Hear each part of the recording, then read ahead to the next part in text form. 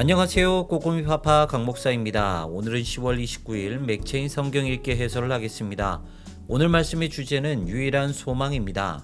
열왕기하 10장은 아합의 멸망 두 번째입니다.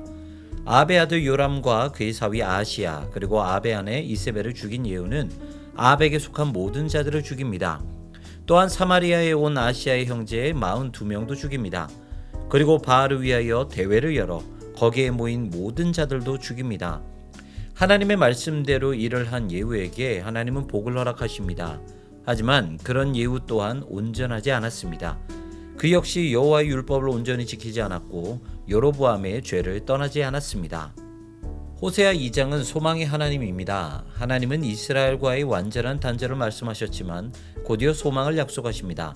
하나님은 호세아의 결혼을 통해 하나님과 이스라엘의 관계를 설명하십니다. 결혼한 사람은 음행을 저질러서는 안 됩니다. 하지만 이스라엘은 남편 대신 하나님이 아니라 우상 바알을 사랑했습니다.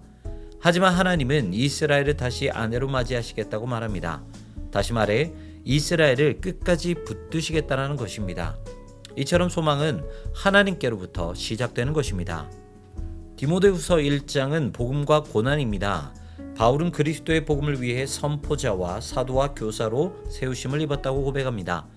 원래 심판을 받아야 하는데 그리스도로 인해 생명을 얻게 되었다는 것입니다. 그래서 바울은 기꺼이 복음과 함께 고난을 받는다고 말합니다. 그리고 디모데에게 동일한 부탁을 합니다. 우리에게 전해진 복음은 우리의 행위로 이루어진 것이 아니라 하나님의 뜻과 그리스도의 은혜로 인한 것입니다. 그러므로 우리는 복음을 지키고 전해야 하는 사명이 있습니다.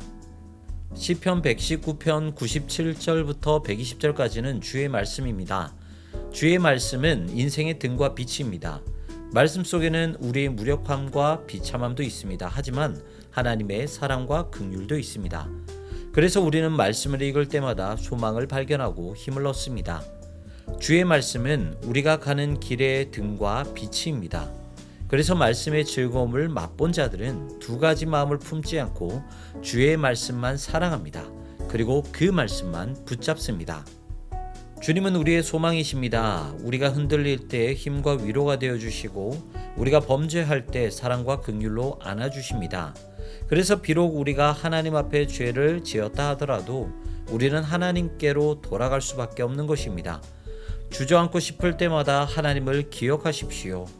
외롭고 슬플 때마다 주님의 말씀을 붙드십시오. 불안하고 복잡할 때마다 기도하십시오. 그렇다면 소망의 하나님께서 여러분을 지켜주실 것입니다. 오늘도 승리하시고요. 지금까지 꼬꼬미 파파 강 목사였습니다. 내일 다시 만나요.